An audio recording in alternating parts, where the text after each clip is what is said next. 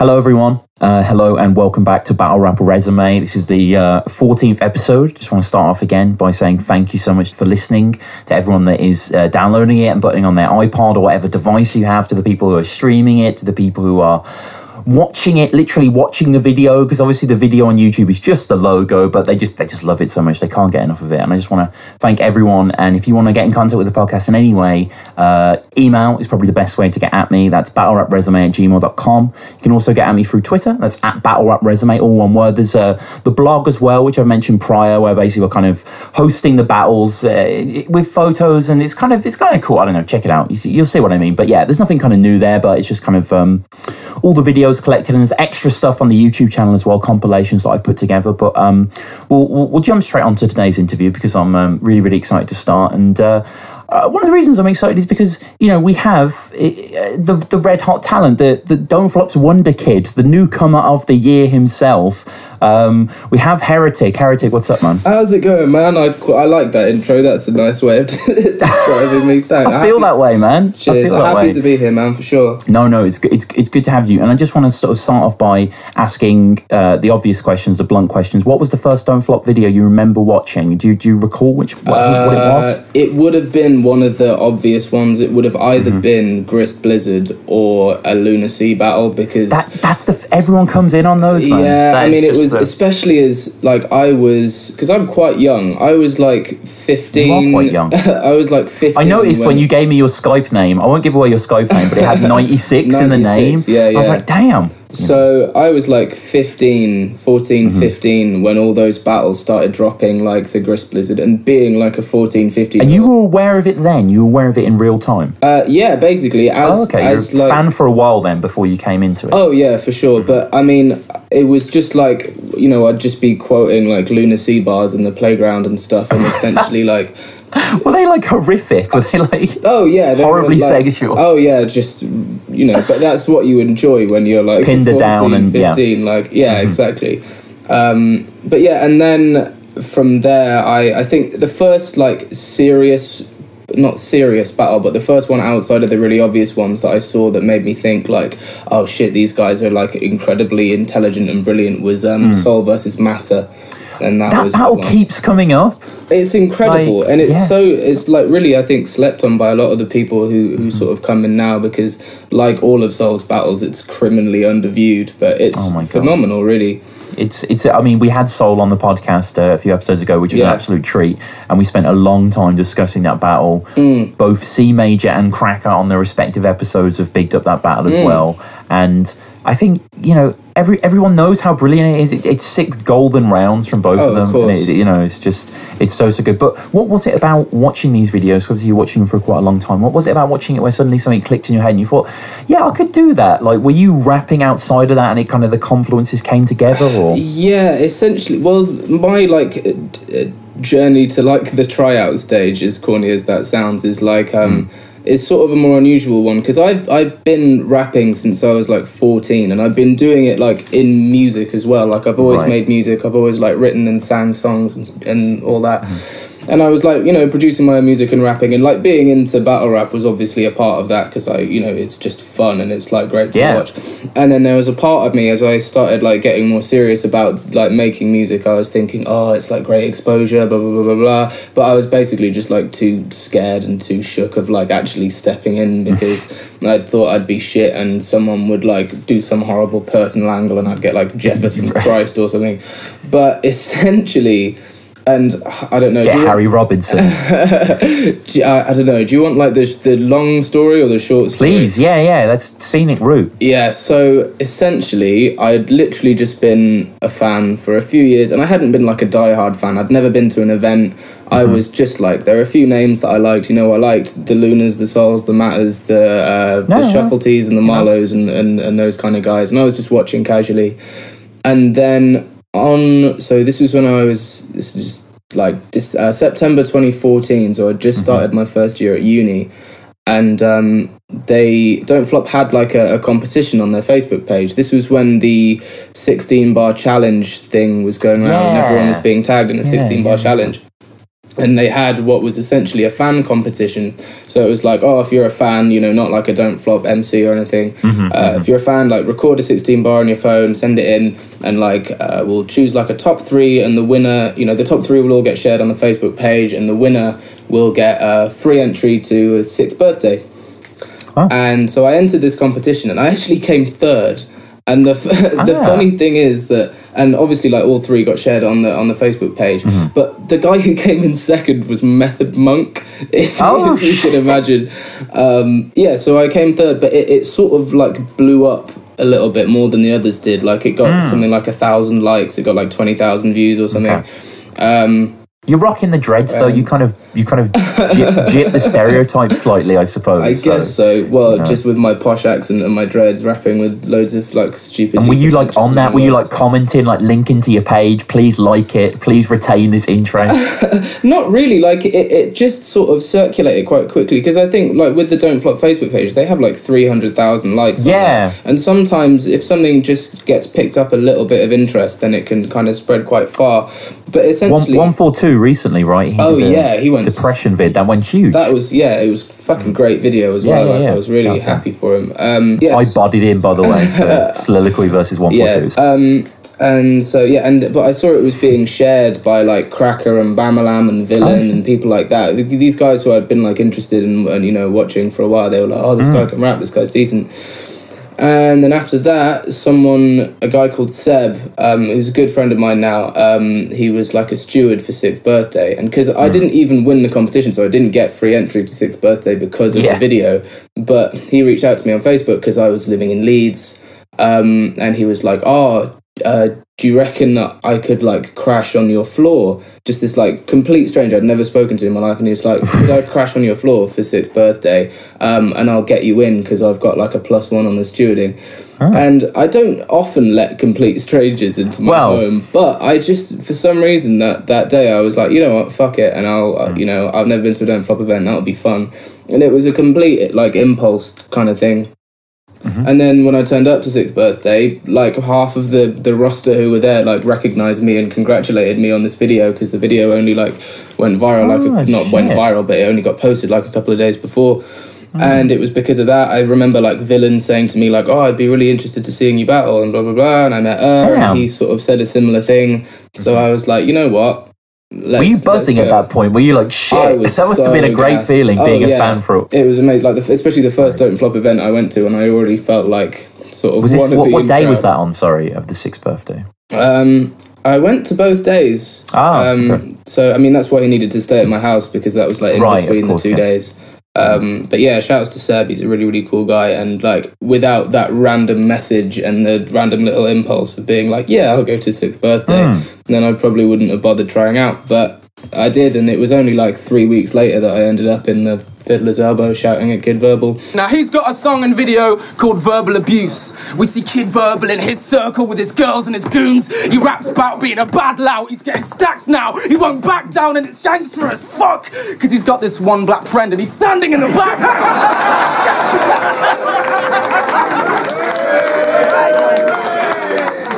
So we get to the Kid Verbal battle, as you say, which is uploaded December 2014. Yeah, this is kind of the Christmas party, was it? It was kind of part of those events. Really good card, great, literally like a good roster of battles, but actually like the card design is quite funny. Oh yeah, I'd urge people to check out the Photoshop, so kind of office merge. It's it's pretty funnily done. Jay Short is there to snowman levels. You know, it's that sort of environment here. Yeah, exactly. Obviously, you have your tryout. Yes. You have your introduction. What do you say in your introduction? Do you debut a slogan? Do you establish your boy's Twitter hype? Like what do you do? Do you big up your postcode? You say I'm Heretic. That's about it. Yeah, it was sort of a nervous thing, really. It's just because when you see these guys who introduce themselves on their tryout, it's like, yo, I'm so-and-so, shout out to this guy, this guy, follow me on Twitter, blah, blah, blah, blah, blah. And I was like, all of these guys were doing the same thing.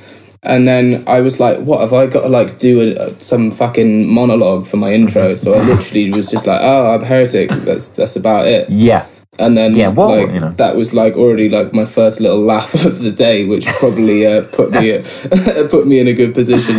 And Kid Verbal's far gruffer in his intro. He's about as laconic, but he just kind of nods, kind of backwardly nods. Yeah, it's quite a stern kind of dude. He's a nice guy though, but he's his whole like performance and his persona is like really serious, obviously. Yeah, it's just it's such a shame that him and Jaqq never came to fruition. Oh yeah, that would have been crazy.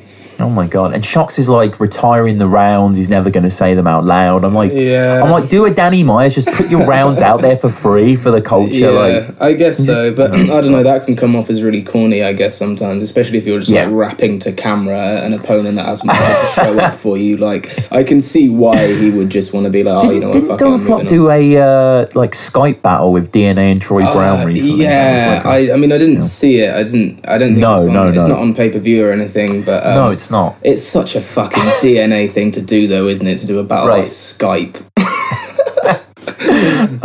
So we get into your first, and before we dig into the verses, like, what was your kind of direct battling experience? Had you battled at university? Had you battled in these rapping circles? I had never done a rap battle in my life. Oh shit! I really didn't know what I was doing, but like I essentially just, my preparation was just watching and researching, and I think the thing that helped me the most was I think it was like the tryouts edition of Bad Bars or something. Maybe that was out at some point. But I basically watched like as many tryout battles as I could find. I watched the Bad Bars as well for like it's almost like a list of do's and don'ts, and that was like how I managed to like fake being sort of a bit more experienced than I was, and just like, you know, kind of studying for things that I mean, that's not to say that like everything I had was good, because some of my material was shite, but I felt like I sort of bluffed my way through pretty well just from doing enough like homework on battling in general. Yeah, this is a dope tryout. This is a really good tryout from both of you guys. Incredibly watchable. It's over in 8 minutes. It's like 7 minutes 40 or something. It's blink of an eye, 2 rounds each. Fiddler's elbow. You know, this is just fantastic battle from both of you. Cheers. And it's surprising. I mean, you speak about the fact that you were coming at this from no direct battle experience, but you kind of seem to be almost fully formed in the shell. Like, you know, you are Heretic here. Like, I guess so, yeah. You know, he's got this one black friend and he's standing in the background. That could have been in the Craft D battle. Yeah, I mean, like, that was kind of the moment that I felt like, battling is really fun, because I was just expecting like a little chuckle. I was never that sure, because the only people I was showing my bars to before I went down were just my mates who know nothing about like battling and not barely even into rap, and they're like, oh yeah, that's kind of good. And so, but they're not getting the double schemes. Oh no, like they're just mates. And then just turning up, and then I was just expecting that to be like a little clap and a little laugh, but like the room kind of erupted. Yeah, it ruptures. And it was like, damn, this is fun. And then I was just like super confident for the rest of the battle. So that was cool. Yeah, no, I mean, I guess that makes sense. If you get like a huge laugh on your first hit in a battle and you try out, you're going to be hooked for life, aren't you? You know, pretty much. That kind of reaction, a twin in your head, and you know, there ain't no love in the heart of East Surrey. You plough this familiar furrow of Kid Verbal lying. You know, nice kind of name decipher, not really a name flip, but the fact that he's Kid Verbal, you have a juvenile style in all the work you produce. You know, you and him are this interesting kind of style clash here. Obviously, we kind of have, in broad strokes, we have the kind of thug and the hippie, you know, but like it's a bit more complex than that. It's funny, because I imagine when they set it up that they didn't necessarily think that would be the case, because knew who Kid Verbal was before. And this is okay, so this can be like a little battle rap resume exclusive. I don't know. We love the exclusives. I don't know if I'm like baiting anyone out, but this is like 2 years ago now, so it doesn't really matter. Old news is news. The original Headhunters tournament, as it was supposed to be. I don't know if you remember how Headhunters was. It was going to be like Team and Team Furts. And this was this was in like 2014, and they were each going to choose a team of tryouts and like train each side up and like pit them against each other. And obviously now Headhunters is happening in like a slightly different format. But Kid Verbal was originally on Ur's team for Headhunters, so he'd known of Kid Verbal before, and Kid Verbal's got this like really multi-heavy, like aggressive music. and then had heard me doing like this like hip hop freestyle type thing, which was also kind of like really multi-heavy and a little bit punchliney as well. So I imagine when they set that up, they weren't expecting me to come so like jokey and sarcastic and posh. They were probably expecting me to be more like Kid Verbal, at least in like the structure of my bars, which was kind of why it was interesting. But it was a lot of fun. I think style clashes are always like fun to watch and fun to be in as well. Yeah, no, completely. And Verbal is fantastic here. He opens up with a tally mention, odd enough. That's how he begins. He's got that heavy flow, aggression, something that is especially refreshing in this era of Don't Flop, like something you don't see that often convincingly done by a tryout. And I think, Verbal definitely pulls it off here. Heretic is someone who holds religious views, sacrifices him to a god. Kind of reading it out, found simplistic, but it's delivered with this sense of might, isn't it? There's an authority there. Yeah, and I think what Kid Verbal was like, his delivery and his performance and his aggression was like what was so good about him in his tryout. But I think he probably had a bit of that like Yunnan syndrome of like not necessarily saying as much. Which he like basically remedied instantly when he came back for his second battle, which was so good to see. Like he just came back with so many more like punchlines and like direct angles and stuff when he came back. So I was sort of glad and sort of lucky that I like faced him in his debut, because I think if I faced him in a couple battles time, Verbal is serious, man. I mean, it's great to see in too deep in the seas to your neck. I'm a shark in that water, smelling meat in the flesh. Ogmios with a huge smile across his face. The entirety of Verbal's round. He's enamoured by it, man. I don't blame him. It is absolutely fantastic to watch. Maybe and I haven't seen that second battle that you talk about, but I'm definitely going to check it out. I've only watched his tryout. Kid Verbal versus Hennessy. He's so good. He's good versus Bizzo as well, but I think Hennessy is probably his best performance. And he's like doing proper like back-to-back wordplay and punchlines and stuff. It's great. And in it, has he improved the breathing? Because in this tryout, it's a little distracting. Yes, quite, a kind of... I don't know. I don't think I was paying that much attention to it. I mean, it can't have been that bad if it didn't stick out to me, I guess. And then in the second as well, you kind of target his quite blatant hoodie, his Hollister hoodie. Yeah. You urge it to take it down as he looks like a Jedi. It's a great line. And you're flipping here.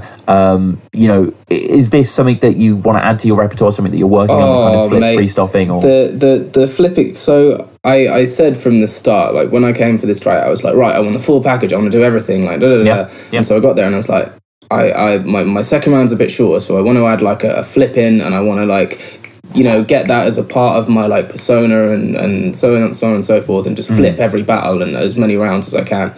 And then I did the whole Jedi thing, and everyone was like, wait, because when even if it's like a really, really basic, simple thing, if people can tell that you like came up with it on the day or on the spot, then people are like instantly more impressed. And that was cool. And I was like, oh, okay, great. I'm going to do like more flips. And then I came back for the Rob Wilson battle and did just a terrible, terrible flip when he said something against me, which was like, oh, you're much older than Kid Verbal, so it's like not fair because he was really young. And I was like, oh, you said I'm older than Kid Verbal? Bro, that's tripe. Because he was 18 and so was I, which obviously got crickets because it was terrible. And then just from there, I'm like, you know what? I'm not going to bother flipping. It wasn't like a conscious decision to not flip, but then since then I was like, oh, it's too much stress in my life. I'm not trying to like deal with that kind of dead reactions for like really horribly cobbled together little freestyles. So I didn't really do it after that. Maybe I will soon though. No, fair enough. I mean, and you do have a lot of things in your repertoire that you can pull out, and one of the trademarks is the clowning of someone else's line. Yeah. This is your first one. You're talking about Kid Verbal, more pussy than a cat flap, and you just kind of, go in on him there, saying, more charisma and a cum stain. Yeah, which it's sort of okay. Just like I'm not, it's a tryout. We're not. It ain't all gold, but I do like the end though. Neither of us have sprayed gats. Neither of us has suffered a fate under the current state of the wage gap. Not one of us should claim that, but only one of us can face that. Yeah. Time. It's quite a dramatic end there as well. You embellish it quite a bit, don't you?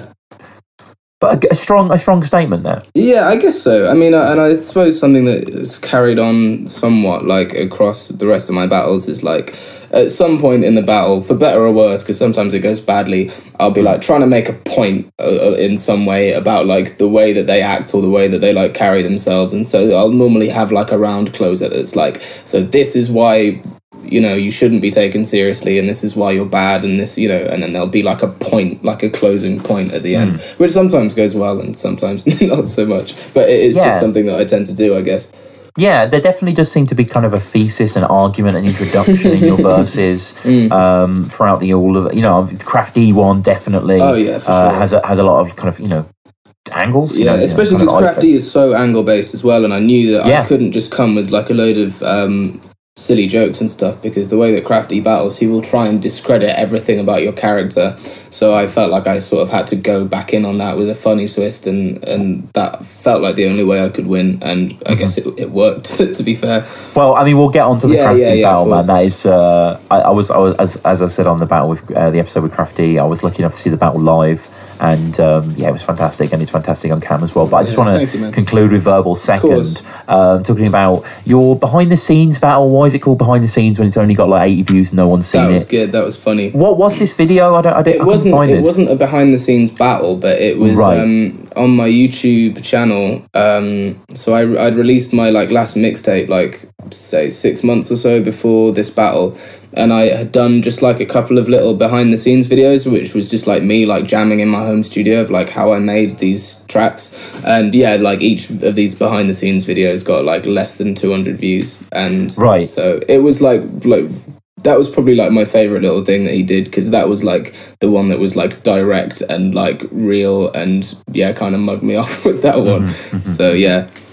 No, and Verbal's nice, aggressive, powerful, evoking deep references to mythology. Yeah. Again, it is a shame that him and Jaqq's look set to never go down. Yeah. Jaqq as well, being the absolute G that he is. I fucking love Jaqq. I think he's like one of the greatest. You know, the same way that Cracker at Birthday 6.5, I believe, battled Jaqq, kind of like passing the torch. Jaqq was, you know, giving it out to Kid Verbal. It's a shame that continuation couldn't happen. Yeah. But maybe one day. He comes close to you.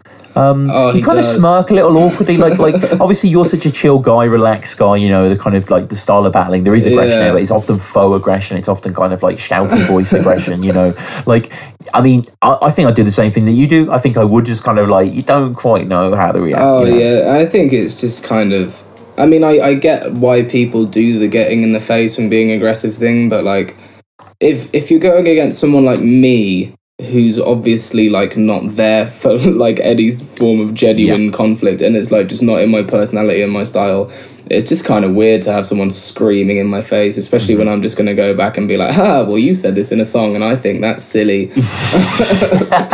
So yeah, but you know, it's whatever, like it is his style and he's very good at being aggressive, so you know. Yeah, and the way especially right at the end of this verse, he talks about you making the cut and slices his neck and looks right at you. It's quite an awesome ending, actually. It's kind of Mortal Kombat fatality style, the way it just kind of zooms in. It's this is a great battle, and the judges at the end are kind of indecisive in the fact that they kind of, they both think you're great in the best possible way. Yeah, it was really close. You know, says there are two winners, like, you know. I love Ogmios for that. But yeah, I remember as well, after his second finished, and like the camera was turning to the judges and stuff, people in the crowd were like chanting for a third round, and they were like, oh no, that should have been 3 rounds, it should have been 3 rounds. Yeah. And obviously we don't do fucking freestyle OT these days, but it was just kind of, you know, it's just that, when as soon as it finished, like the room seemed like genuinely excited, and people were saying that it should have been like 3 rounds, and it's just those kind of moments that are just, you know, fun. Like that's probably what just started the whole addiction to battle rap that I have, I guess. And coming out of this battle, you take it 2-1, we should say as well. Yeah. You take the W. Coming up to the Crafty battle, you were Shuffle was your first defeat, is that right? Yeah, my first. So that is an amazing record, anyway. Great record. Yeah, 6-0 is pretty cool. I didn't even really notice it happening either. You just sort of take battle by battle and you go along, and then it's only when you just kind of stop and think like, oh, I've been doing this for a while and I still haven't lost. But I think, I've definitely had a couple of debatables in there. And also the Innuendo battle, I think he probably beat me there, even though it wasn't judged. So I'm not so bothered about, the wins and losses at this point, because I'm just trying to have fun and have good battles. No, that's the best attitude to have, man. And looking back on the experience, after this battle, during this battle, before this battle, this day when you're there, on this card event, like, is it weird looking back now, knowing that you are quite good friends with these people, but not knowing them then, and kind of looking back and being like, I was once a tryout, and now I'm actually quite, I battle shuffle T, it's big battles that I'm taking sort of. now. I mean, it's just those moments when you kind of step back and it's just like remembering like what the 14-year-old me like would have thought, because I was watching Shuffle T for like ages, and he was like, obviously you can tell that he's one of my favorites just from my whole style of battling. Oh man! So like, I would have never even asked to battle Shuffle T either, because I always knew that he would like quite cleanly beat me under any circumstances. So then like having that come up and being like, well shit, this is too big of an opportunity for me to turn down. And yeah, it's just a little bit surreal, but I guess you sort of just get used to it when you become part of the community and I don't want to say the culture, but like it is sort of like a big dysfunctional family of MCs and staff members and stuff. So yeah, it's cool, man. And what do you want from Don't Flop, in the sense of kind of, I know it's quite an oblique question to ask, but in the sense of, had quite a lot of battlers on the show. This is episode 14. Yeah. So, we've done a few episodes now, not loads and loads, but a few. And it's interesting to see, familiar trajectories of sort of explosion of kind of activity and then a slowing off. Like, obviously, you do some great battles. The battles we're going to get into now, Danny Jaqq onwards, like, I'm really excited because they are really great battles. But, like, is there a title challenge? Like, what is the Heretic's path here? Are you looking for like a world dom spot? Like, I would love to go to Canada. That would be amazing. Great. That would be great. I don't think I'm like, it'll be a while. Why not? You're Newcomer of the Year. Like, I tried. Pedro went out there. Starting a campaign on Talkback a while ago, actually. That was like, hey, I'm Newcomer of the Year. Please fly me out because I want to see. I was trying to get flown out for Blackout. But obviously that didn't, they got Quill instead, who's obviously much bigger and more important. But I was hoping that I might have some traction to get on like world domination this year. Yeah. But, the fact that I lost quite clearly to Shuffle, who had like a good, strong debatable with Kid Twist, who was like, it just sort of wouldn't make sense for me to be just like flown out now. But essentially, I started battling because I just wanted a bit of free like promotion. Essentially, that's what a lot of people go in for. They want a little bit of buzz and they want some views or whatever.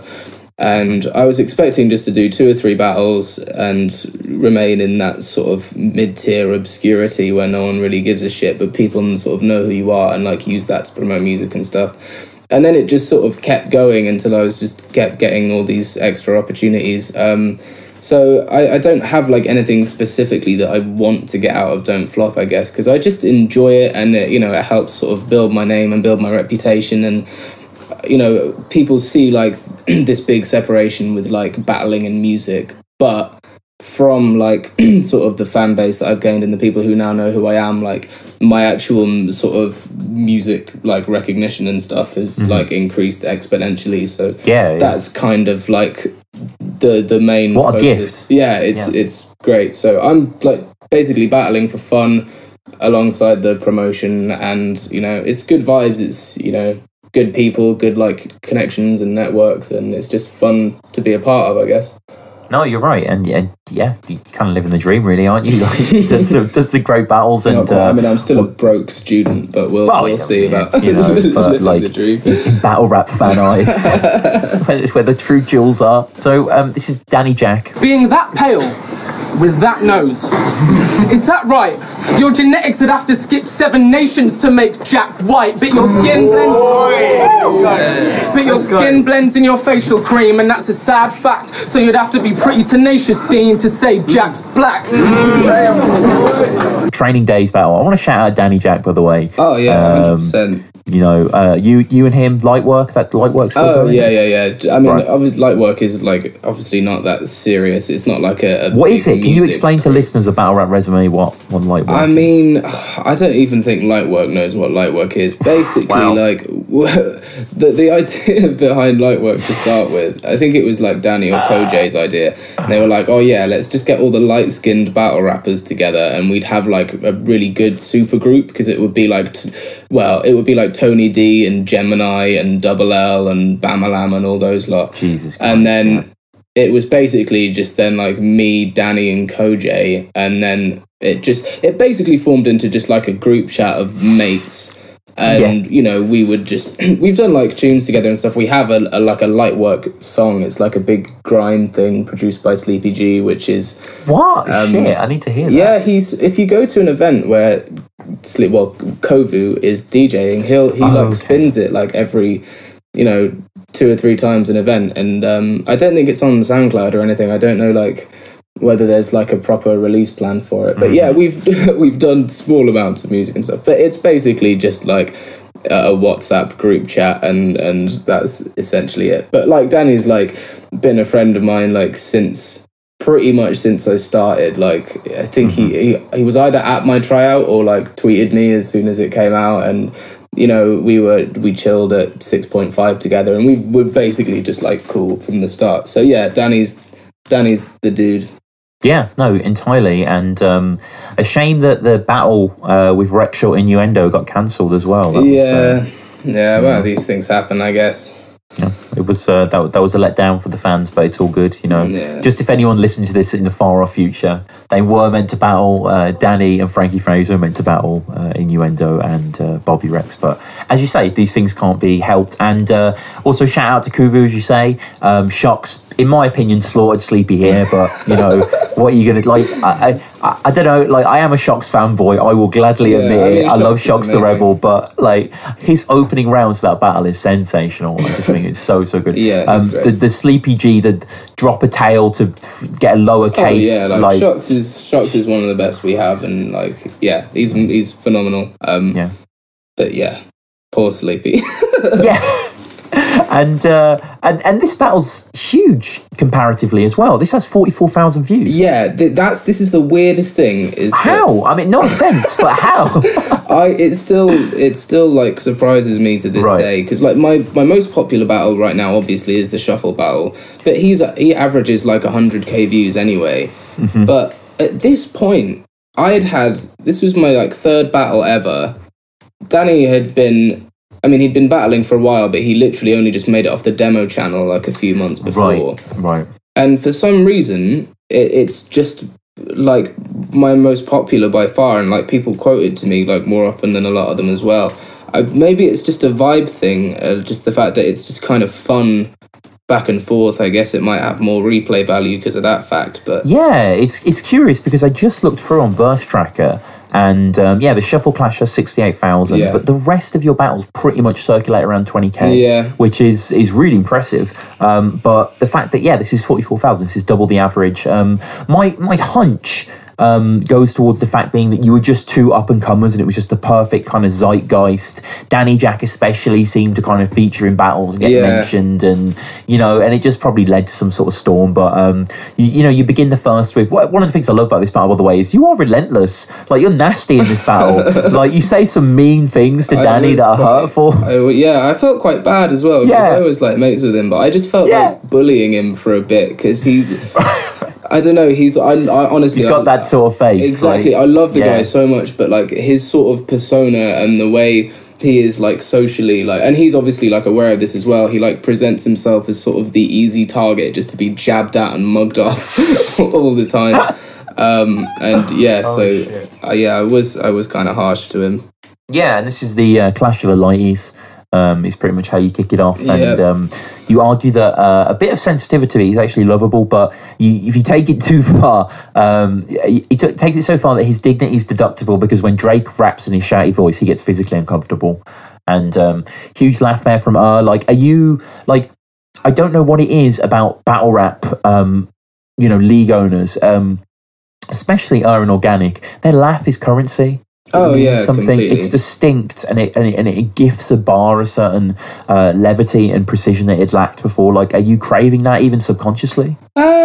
Sort of. I don't know. Or just general kind of crowd feedback as a whole. Like I want to get reaction as a whole. But this is the thing about, if Irv reacts to a bar, everyone else will anyway. Like he could, like, I'm certain if he just put in like a random big laugh or big reaction in somewhere to a bar that didn't warrant it at all, then the rest of the crowd would follow anyway. So it's sort of like, you know, if Irv's like laughing a lot of your jokes, it just kind of like resonates throughout the crowd. But just general reaction in the room is kind of what I'm after. Yeah, and this venue has a great crowd, great atmosphere. Fiddler's Elbow is amazing for the crowd. It's so much fun. Brilliant atmosphere. His monotone delivery, it's like he's talking in court. The walking corpse of Curious George. Yeah. I love that. Yeah. Again, really harsh though. Like, I suppose what I'm trying to say is you're pale and ugly. Like, just these jabs. Chance the Rapper battling cancer. Yeah, I almost like regret that one. Like I try and actually generally be quite like PC with what I'm saying, and I'm like, cancer jokes aren't actually that funny, are they? They're a bit, you know, they're a bit childish. Do it for the multi shock value. Yeah, pretty much. Yeah. And I love the delivery in this line where you're like, being that pale with that nose, is that right? The delivery, the dramatic pause is fantastic. Your genetics would have to skip 7 nations to make Jaqq white. Yeah. Shuffle loves that bar. Yeah, he does it. I mean, that as well, like just before I battle Shuffle as well, I think he said that me versus Danny was like one of his, I think that was like his favourite battle that I'd done as well. So. Oh, shit. It's pretty tenacious D to say Jaq's black. Yeah, a bit of a reach, that one. Yeah. Danny Jaq's the hybrid, Danny Brown. Yeah, I mean I like that. Yeah, I think, you know, it was like I was essentially trying to do a sort of scheme that was a bit like convoluted, because I wanted to do like Jaqq White, Jaqq Black, and then Danny Brown as like the white black, and then like the in between hybrid, because the hybrid is the name of like Danny Brown's first album. His debut, yeah. And it's like, but it's one of those things where like the reference is kind of obscure and hidden in there, and it is an obscure reference. Yeah. It is quite a so I mean, people know Danny Brown, but the cliche is get brains blue on stage, isn't it? Danny Brown. Basically. Everyone seems to have that sort of thing. So we get into Danny Jaq's rounds. I mean, how are you describing Danny Jaqq? Like, how are you feeling going into this battle? Do you kind of respect this guy's like ability, or are you just thinking, I'm just going to beat this guy?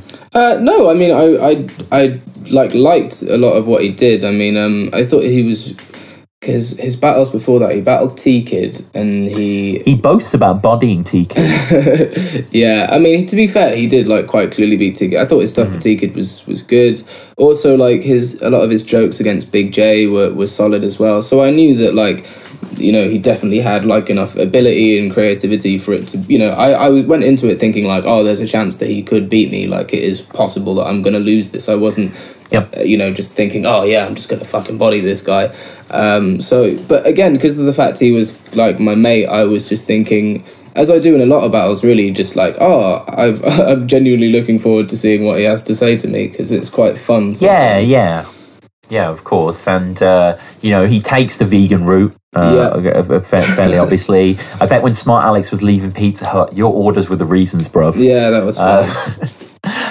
Look at Harry's eye now. He looks like he could cry now, because he's got that one black friend and he's battling right now. Yeah, that was... I think that was probably my favourite bar of his as well. And it's like, it's pretty accurate as well. And it was just so like, just well... It's just one of those bars that is like... I don't know, that is like an instant reference that is just funny and like relevant, and yeah, that was probably like my favourite bar from him. That was funny. Yeah, and going for the throat on the second, talking about apparently his old rap name or rap crew was OFAV. Yeah, his name, like his actual alias was OFAV.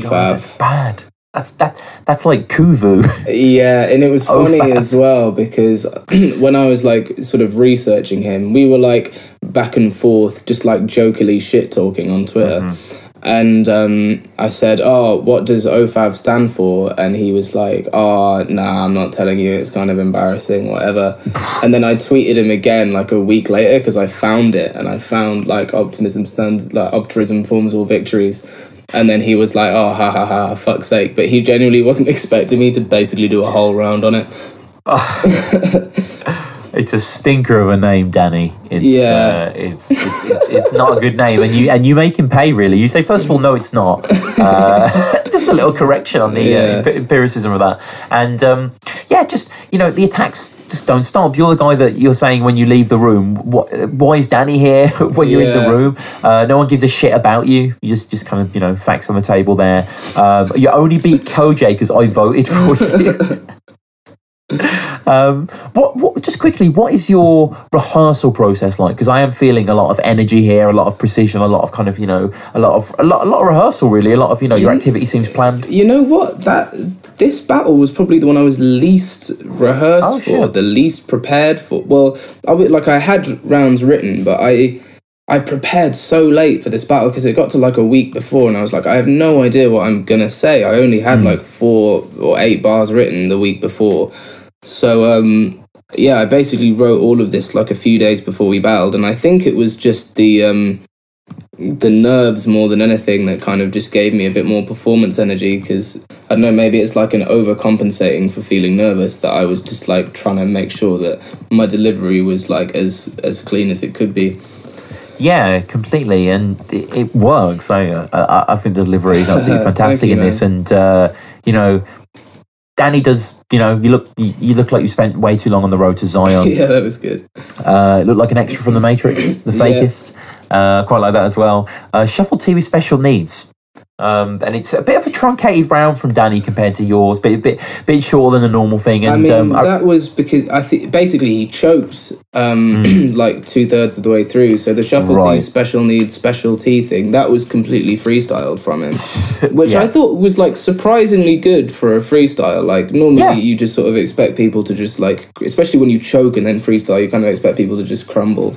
But I thought he like played off the choke like pretty well. But yeah, it was sort of a weak round just because he didn't manage to get all of his bars out, I guess. Yeah, and you kind of hammering down really for it. You talk about his chokes in the third, how he flopped hard. He only go back from obscurity through an April Fool's event against Max Sherry. Don't Flop didn't give you a jokes battle, they gave you a battle as a joke. Yeah. Which is kind of a patented Heretic punch, I found. A lot of your battles where you kind of like, against Kraft, just something like, stop counting your punchlines and make your punchlines count or something like that. The kind of reverse thing there. It's just, I guess I like, because I don't do like wordplay type punchlines very much at all. Right. And so my favourite types of punchlines are the ones that don't necessarily have those like convoluted references or like spelling out a word in them, but they're just like a simple like phrase or idiom that you can flip and make it like kind of relevant to the situation. So those are like, I can't do them that often because there are only so many idioms in the world, but it's that kind of thing that like I kind of enjoy that style. Any cake talk, Marie Antoinette? Yeah, sort of average, and then I got a bigger reaction from being like, oh yeah, French history bars. So not great of a punchline. Well, if we're going to talk bakery goods, Danny's. I'm not in it for the dough, but I wouldn't mind the Hovis. Yeah. Again, you're bringing up someone's bars here, but again, it's worth bringing up because it's a fucking awful bar. Shuffle going with the Danny, it gets a good reaction as well. And then I just wanted to ask you about the fact that it blacks out quickly and cuts to black. Did anything happen here? You sort of deliver a bar and then it just kind of blacks out and comes back. No, when you watch it back on the footage, like there isn't actually any gap. It literally just fades and fades back up. And I think it's probably like an editing thing. I think it's like, say if you're like chopping takes in an edit and you just leave a cut somewhere, there can be like an automatic like fade in, fade out or something. But yeah, it must have been just like an editing error or something, because there were no like gaps or anything. There was no like big fight or anything that kicked off and got edited out. It was just I am always curious because sometimes like there's a choke or whatever, or Yunnan J short, for example. That's exactly what happens. Yeah, but didn't they just trim off the front of that battle rather than actually cut out a load from the middle? No, I think they cut out a load from the middle. Really? Yeah, I think they did. Yunnan stumbles quite obviously. But so at the end of this battle, as it closes off, Danny's third isn't really much to write home about, to be honest with you. At the end, you take the win as well. I thought Danny's third was hilarious. I thought, like, I mean, maybe that's throw hands like Rayman. It's kind of, you know, I don't know. Maybe it's the narcissist in me that thinks that Danny's third. He's talking about me.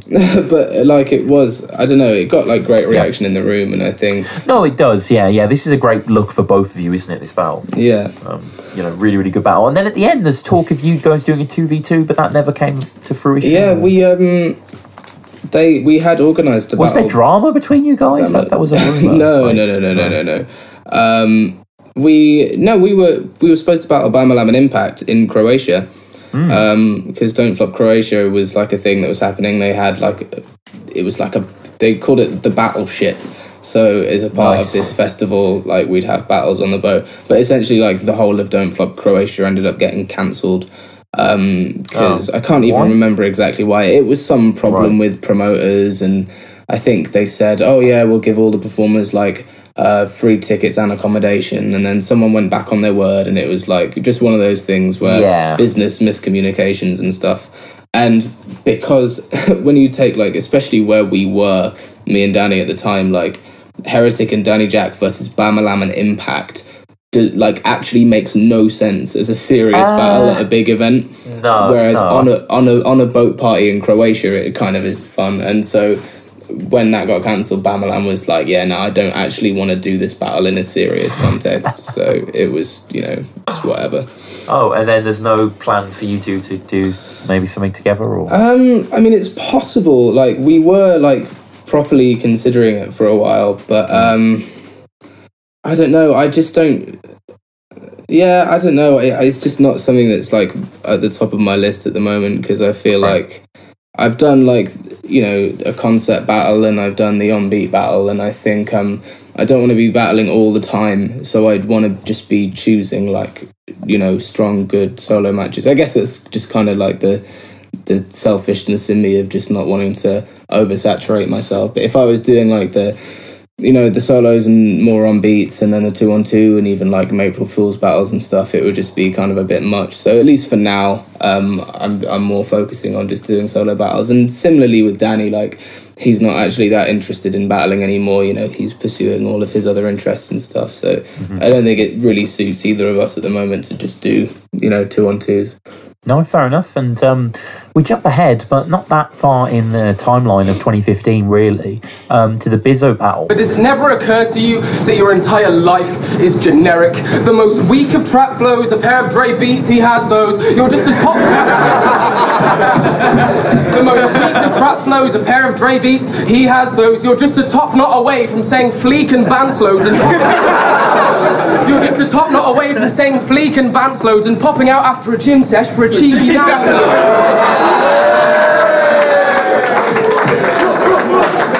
It's at the April Fool's event, which is a great event. Shout out to Raptor and Big Cannon. That's such a good battle. Oh yeah, that was amazing. I can't imagine. You were there for it live, right? Oh yeah, it was crazy. Oh my God. I love Big Cannon. I think he's absolutely fantastic. He's so I'd love to have him on the pod. I think he's a brilliant writer. Yeah. He was hilarious in the Royal Rumble as well. Like, oh man, he parred everyone off, man. Fantastic. But that was a great video as well. Those Royal Rumbles are fantastic. Oh yeah. But you know, this is a busy year for you, and this is your fourth battle, so you're kind of in the swing of things now. You've known Don't Flop for many years. You've been battling in it for a little while now. You've been to a lot of events. You've had recognition, etc. You know, you've had endorsement. Has laughed at your jokes on camera. You know, it's great. Like, what are you feeling? Are you feeling confident about it? You start, I'm just going to take more and more battles and see what comes of it. You just want to keep working. I guess so. Yeah. I mean, when you're like your sort of first year as a battle rapper, especially if you're gaining like momentum, it's just so addictive. Like, as soon you'll think, you know, okay, I'll agree to doing this battle, and during like the preparation process, it gets kind of stressful, and you'll think, oh God, you know, I just want to get this over with, and then, you know, I'll chill for a bit. But then as soon as you fucking step off stage and you've had like a good battle and a good performance, that itch just comes straight back. So I wasn't even thinking about it. I was just like, oh, I want to battle again, I want to battle again, I want to battle again. And it just kept on going, really. Coming to Bizzo, who is, we should say this was a normal 3 rounds judged thing at April Fools. Just happened to be there kind of. This was actually, it was scheduled for the after party for Checkpoint. Right. You know, the one where Liv Winter and Crafty battled. And so, Sharon and Pedro. Yeah. And so I had basically 3 rounds written for that event, and then a week before Checkpoint, Bizzo had to pull out because he like got ill. I think he was in hospital or something. Oh no. So yeah, actually going into this battle, I had like considerably more prep time because I had the 3 rounds written, and then I had like an extra month to do more tweaking and making sure that they were a bit stronger. So yeah, I was kind of happy about that. Oh, good, yeah, and the rounds kill it. But Bizzo starts us off, and Bizzo, he's an interesting figure. I think he's pretty much retired from battling now, hasn't he? He's taking time out. He's taking a step back, but he's doing a lot of like music and freestyles and stuff at the moment, like especially on his Facebook page. He's doing like cover tunes, he's like in studios with singers, he's got like merchandise and shit, so he's like working on rap and music and stuff, which is good because he's a great rapper. Yeah, he is. He suffers a little from Frankie Fraser syndrome, doesn't he? Just kind of can't quite sell the punches, you know, and sometimes there's kind of not even a punch there. But I like the first. His beast's been seen like a Loch Ness sighting. Yeah. Going to lose in a box like a Dover shipment.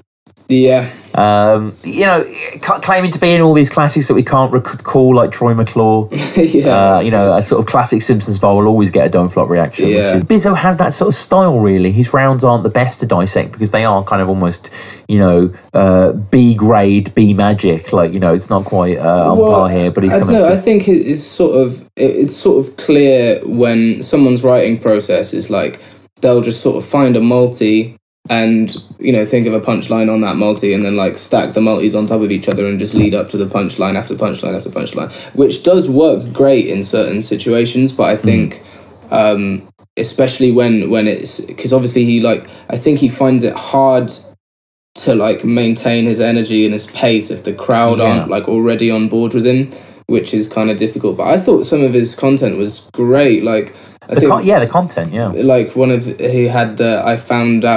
I knew this guy was a herb before I even found out this cunt was vegan or something. That you could, like, he's a great writer. I guess it's more of a performance and confidence thing for Bizzo. Totally. There's the haymaker at the close of the first that I love from him. Harry hanging out the window if it's another deadline day. Fantastic. Harry Redknapp reference there, which is really, really good. He also makes reference to the Bundesliga, so Bizzo's quite the continental man here. I know absolutely nothing about football. So no, it's cool, man. It's cool. The silence confirmed that. It's all good. It's all good. And in the first here, you kind of attack Bizzo, but it's more you're attacking a lifestyle, aren't you? You're attacking basically a certain stereotype that he happens to share a few lines with, perhaps. You say that he's never, you know, had a personality. He's a grey goose wanker. His entire life is generic. He has a pair of Dre beats. He's just a top knot away from saying fleek and bants load. So you would just, I mean, this is an easy round to write, right? Oh, I mean, 100%. This kind of thing. And I think I found it quite difficult to write for Bizzo most of the time because he's a pretty nondescript kind of guy. Like, he writes and he punches, but personality-wise, he doesn't have any, like, really, really distinctive kind of features. So for me, like, the only way I could, like, attack him and, like, you know, attack his personality would be to say that he doesn't have any personality and just to say that, oh, you know, you're just like everyone else, blah, blah, blah, blah, blah. And I guess that's it, all that sort of thing was, like, the whole battle was, like, the reason I had some just weird, like, unorthodox... Obviously, the second round is just the weirdest thing I've ever written, just because there's not that much that's obvious to say about him, just because he's a pretty straightforward, you know, battle rapper, essentially. Yeah, he is kind of like, if you were on, like, Tony Hawk's Pro Skater, Creator Skater, he's kind of your default, like, just kind of, like, battle guy, you know, but he's a good writer. And he's got a good imagination writer. For bars. 100%. And, I mean, you and him were a bit of a weird matchup, weren't you, really? It didn't make too much sense. I mean, I think it made sense as far as progression goes, because he had just beat Kid Verbal. and Right. I had obviously like beat Kid Verbal a few months before that, and so he was sort of on the up a bit and I was on the up, so it's like most of my battles for this year were like people who were up and comers, you know, just being pitted against each other. Right. And I like the second of his. Start to watch a joke unfold when it's a bar this man walks into. Kid's mirror image with chickenpox sickness she'll only witness once. I'm enjoying it. I like these rounds, you know, and he said you were going to battle on a boat, so that was kind of, you know, referencing the whole creator thing, and you know, how you kind of always go for opponents looking like things, kind of like similar to Danny Jaqq, rely on lookalikes to make the jump for you like stunt doubles. Yeah, and I'm glad I didn't actually mention anything about his looks, to be fair, because I'm trying to think who he looks like, Bizzo. I don't know what angle you would take. But that's the thing, he's quite nondescript in like most things about him, so I was like, oh, you look like a lot of people that I've seen before. Like, it's not, you know, it wouldn't be that exciting. And we come to the second round, the notorious round, the fated round. Yes. The round that I believe Callum from the forum said one of his favourites of the year or something like that. Yeah. I think I may have said this before. This is the Preston grime scene round. Yeah. Crafty kind of attacks this round. We're going to get into the Crafty battle. We keep teasing it, but you know, we'll get there when we get there. In due time. I mean, this round, like, this is your epitaph, right? This is how you're going to be remembered. This round, this seems to be your most. I hope so. That's the thing. Famous moment. I feel like it's like the best round I've done, but it's on like my least viewed battle. I swear this battle only has like 17,000 views. Yeah.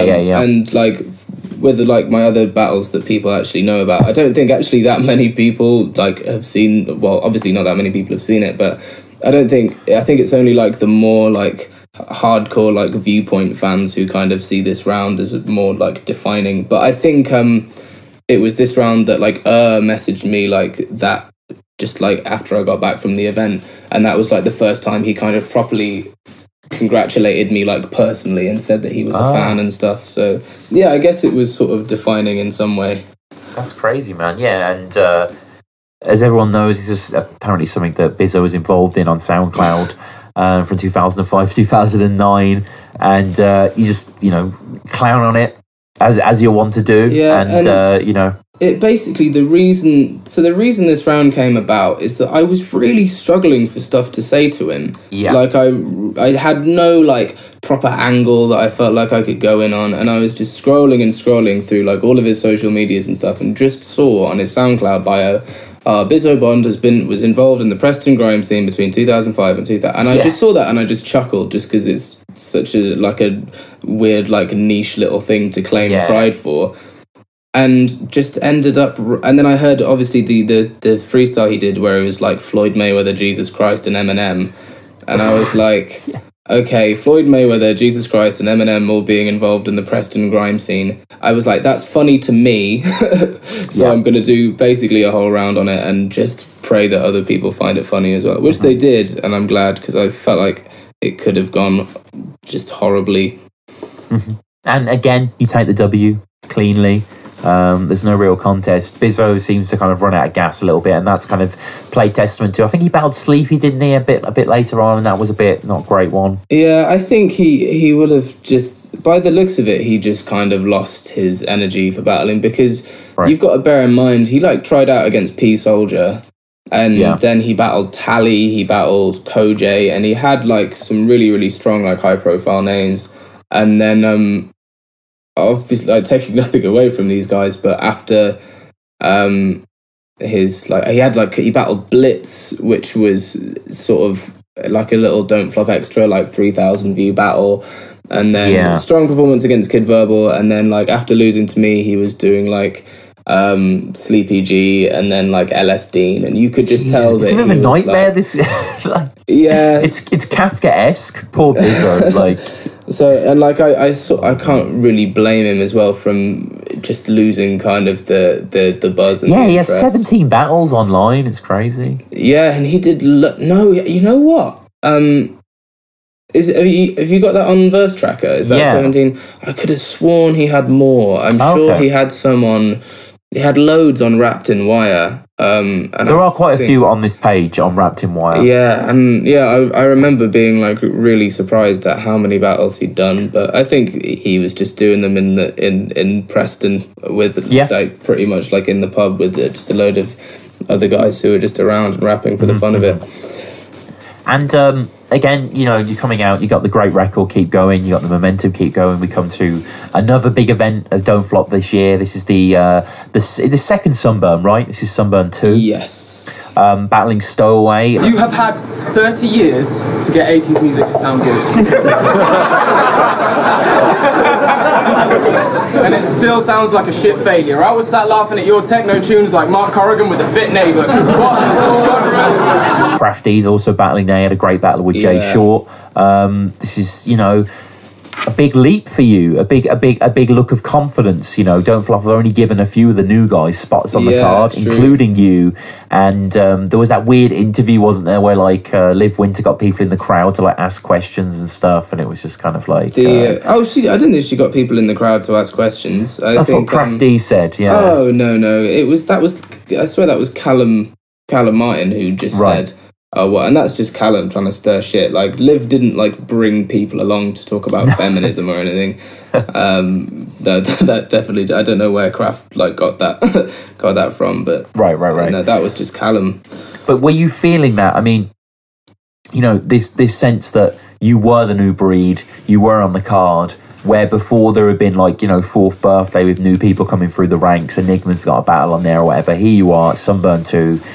You're the next generation. You know, this is a big thing. I mean, it sounds exciting when you put it like that, I guess. I was just thinking, shit, I've got another battle that I need to write for. It's like, when I'm confirming battles and stuff, it's very rarely that I'll sit back and think, like, wow, I'm progressing amazingly well, and this is really exciting. I just sort of think, oh, shit, okay, now here's something that I've got to do, and I've got to make sure that I'm entertaining. I don't fuck it up. Yeah. And Stowaway, obviously... similar to Bizzo in a certain sense, have been around a long time, even longer than Bizzo, though, Stowaway. Stowaway's been around since like 2010. Like, his battle with Wizard is like one of like the old like hidden little gems of Don't Flop. If you haven't seen Wizard versus Stowaway, it's fucking hilarious. That's shit, I need to check that. Yeah, it's 2010, 2011, I think it was. And the video quality is terrible, but it's a really, really, really funny battle. And being paired with him, this was, cool. This was someone like who'd been around a long time, or a prestige around them. It's a big name for you, really. Yeah, even though like loads of people who were like from my tryout era probably didn't even know who he was, but like in terms of the Don't Flop timeline, he's a vet and he's been doing it, and it's funny. Yeah, he battled Harry Baker, and he battled he had 3 Don't Flop battles in 6 months across 2010, 2011. Yeah. Real deal. Yeah, Henry Bowers, he got like 200,000 views on his Henry Bowers battle. That was pretty crazy. Crazy. And, you kick it off, but basically he's talking about how you got bored of people rhyming Stowaway with go away, so you just did. Which every returning appearance isn't impressive. Moment a Stowaway shows his face, he's going overboard. So, I mean, you got to go with these flips, right? Back of the net, Alan Partridge. Yeah. You've had 30 years to get 80s music to sound good. And Stowaway, I mean, I don't mean to be rude, but his delivery, it needs a little work, right? I kind of went into it a little blind, and he doesn't have the conviction behind his pen, does he? Yeah, again, I thought his writing and his angles were great. Like, some of the stuff that he was taking the piss out of me for was really, really strong and really relevant. But he was just so, like, visibly nervous, which just sort of made him slip up a bit, which is a shame, because I think I don't know what it was that caused him to be so nervous, because he's had really confident performances before. Yeah, I have seen confident ones prior. The Harry Baker one, for example, he has a bit more of a bile in him, Yeah, his Big J battle as well, he was super confident. So I don't know, maybe it's just the fact that he'd been out for so long and didn't know what to expect from the crowd. But, I thought again, like similarly to Bizzo, I thought his content was great, and I certainly enjoyed it. I thought it was really funny. No, I agree. I mean, Master of Puppets, Pastor of Muppets. That got slept on so bad. That was so good. Yeah, I like that a lot. Crowds, he's got the crowd to build a foundation on. You look like you have foundation on. He calls you a rainforest princess, which I just thought was funny. He had loads of great little one-liners and jokes and stuff. Little bit Partridge-esque, almost incidentally, awkwardly, after you mentioned him in the first round, where he's kind of like, he ends with a sort of trick question to sort of end the battle itself, and it's just a bit of a dad jokey kind of thing. And you come with it with a funny angle again, talking about how he boasted about saying long words in his battles in your second round. What was that exactly? So I can't remember who it was against. I think it was against Soul, actually. That's another slept on and underviewed battle. But he had a bar which was like, oh, your girlfriend calls my dick anti-disestablishmentarianism because it's a mouthful, which was funny. But then he like followed it up by saying like, oh, I should get a prize for saying a word of such massive size in a battle rhyme or something like that. Wow. And just through like watching his battles and doing research and stuff, I was like, wait, didn't this guy live in Wales? And isn't there this ridiculously long named town in there? Yeah. So I just thought, that's a funny little connection. And then I basically spent like a week learning to say this fucking word. You said it really well. Thank you. You pulled it off. I mean, and it's great that Stowaway helps you say it. Oh yeah, you can see his lips moving. He, you say the really, really long village name. Max Sherry rocking the front. Gonna have him on the podcast soon. Big up Max Sherry. He's there, there in the back of the crowd. Shout out to Mac. This is just really, really funny round again with the kind of sign thing, and it's the gas comes on as well. It's like engulfed in gas. Yeah, it's the smoke machine, and I will never ever forgive myself for not mentioning that in some little freestyle flip or something, because it's one of those little moments that kind of gets handed to you on a plate in the middle of your round, and then I just did nothing about it because I didn't want to lose my placing in the round. Yeah, you're just trying to remember the word. Exactly. Yeah, I think against Lou Cypher, Shock says something like, even the venue's got me gassed or something. Yeah, that was good. Very Shocksy, but delivered very hard. In this round as well, you mentioned that he battled Pedro on the demo channel. Oh yeah, I haven't seen that one. It's terrible. You don't need to see it. It's really bad. It was like part of the Raise the Bar tour. And just a near empty room, loads of bad bars, Pedro not really on his day, and it was just not a very good battle. Yikes. Okay, fair enough. He threatens to do a gun bars, Stowaway in his second. Yeah. And, he comes with the intricate rhymes. It's slightly badly formed, to be honest. It's kind of the use of mid-battle is a little distracting. The final portion is just kind of like not that moving to me. He talks about your nickname Fingerprints as well. I can't even remember what he said in that round, to be honest. That's not me being no. Like I haven't watched it back in such a long time. Like No, it's not that good, but I think yours is way better. You basically kind of incorporate in your third the kind of heavy, dry British comedy references. Yeah. Not just how weird, I came to out Gervais, out Coogan, out David Mitchell. I mean, how much of that is Harry Robinson? Are you a big comedy fan, or Oh yeah, like the one I didn't mention was Stuart Lee. Stuart Lee. I'm such a huge Stuart Lee fan, and the whole Preston grime scene round, that is like from the Stuart Lee playbook of how to put comedy together. It's like getting a tiny detail and beating it to death until it's not funny anymore, and then it's funny again. And I love Peep Show, I love Alan Partridge. Those are all things that I binge watch routinely, and it's you can see the battlers and the when that sense of humour kind of transfers, and I guess I'm one of those people, and Stowaway is as well, so that's kind of how that angle came about, I guess. Yeah, and in his third, he brings out a Predator toy to show you your hairstyle. And then a slightly bigger Predator toy as well. Shit rapper from Birmingham has in common with this crazy alien's hair, he claims. Kind of just goes in with generic things, you Googling philosophy, having a hemp backpack. Yeah, that was good, though. I thought that was just kind of, with, that whole pseudo-intellectual thing that I guess I do. Yeah, well, I mean, and then the sort of magic that he ends with that reinforces the whole kind of dad joke angle there is kind of slightly kind of like, hey! Yeah, I think the fun snaps weren't a great idea, but it's whatever, really. No, yeah, I mean, just certain man in the crowd didn't know what was going down, so it probably wasn't wise. But you take the win again, and coming out of Sunburn 2, confidence must be sky high now. You must be thinking like, wow, like, you know, I've taken a big scalp here. I'm getting respected. People know my name. You know, I'm sort kind of. Having said that, I wasn't actually that happy with the Stowaway battle. Right. I don't know, for some reason I just came out of it. Maybe it's because I just wasn't getting as much reaction in the room as I had for previous battles, but, you know, I felt like it was sort of, I hadn't, like, topped what I'd done before, because I felt like people were kind of excited to see me do those ridiculous concept rounds like I did against Bizzo, and then I came back and was sort of back to just a standard formula. And so I wasn't like that excited coming out of the Stowaway battle, but I still sort of thought, and it was like a 3-2 split judges decision as well. So it wasn't like, for me, it didn't feel like, oh yeah, this is a massive triumph and I've just like completely slaughtered a vet on top form. You know, it was just sort of like I felt like, oh, it's an okay battle. Glad I got the win. You know, whatever's next,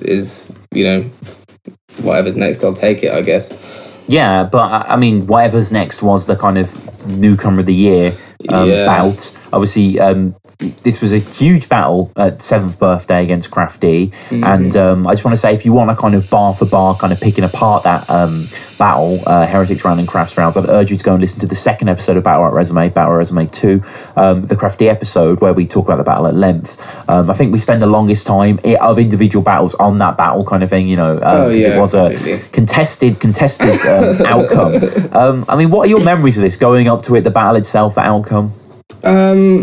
Well, going up to the battle itself, I just approached it like I did every other battle. Like, there were bits I knew of his personality that I thought were clownable, like, you know, sort of going through his music and hearing, like, obviously goes for that proper conscious rapper type thing. Yeah. And then the rap genius thing I found, and I was like, oh, this is gold. Yeah. This is really, really fucking funny. And so I knew from that point that I was going to be able to at least make him look a bit silly for some of the battle. And I kind of really enjoy those moments where I can just make someone look and feel silly, not even like bad about themselves, but just be like, oh yeah, that's kind of true. And yeah, and he stayed at my flat in Leeds a week before we battled as well. There was the Leeds event where Harry Baker and Matt battled, and J Red and J Dillon battled. Harry Baker and Crafty slept on my sofas that weekend, which was kind of weird, especially considering, like, obviously we were battling in a week's time, and then after the battle he just kind of, you know, got a bit upset about the decision and that. So that was kind of weird. Yeah. And was this something you were really like, I need to take this Newcomer crown, or was it just another battle to you? Yeah, no, this I was feeling more competitive about this, because you know, it's because when it's the kind of thing that I was never sort of thinking, oh yeah, I want to like run through all these names and, like, you know, kill everyone and then become the Newcomer of the Year. And then that sort of progress kind of happened by accident. And as soon as they said, you know, we got a message, because they wanted to set up me versus Crafty before, and Crafty was like basically turning it down and saying like he wasn't interested in the battle.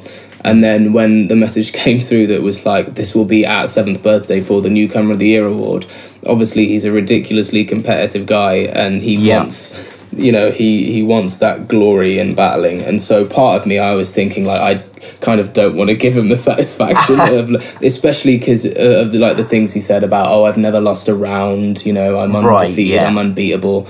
There was part of me that was thinking, I kind of want to take this guy down and pay. And like, that's not like an animosity thing. That's not me. No. But there was like a part of me when I was preparing for this that I would actually really kind of enjoy beating him.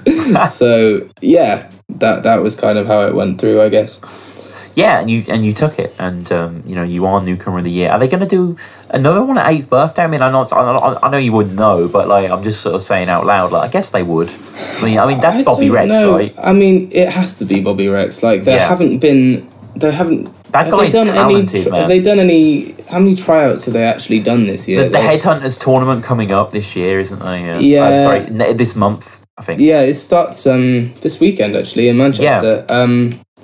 But yeah, because the whole idea of the Headhunters is that they'll get, the winner will be like having an 8th birthday battle. So maybe, I don't know, maybe I'm just not convinced that that's enough time to be like Newcomer of the Year, because obviously I genuinely had a whole year Crafty had like 9 months, and to be starting basically halfway through the year anyway, you know, it's quite you have to progress like really, really fast in that case. But as far as I'm concerned, Bobby Rex is already Newcomer of the Year because he's like the only tryout that's come through this year that's like properly smashed it and has got like a good undefeated streak.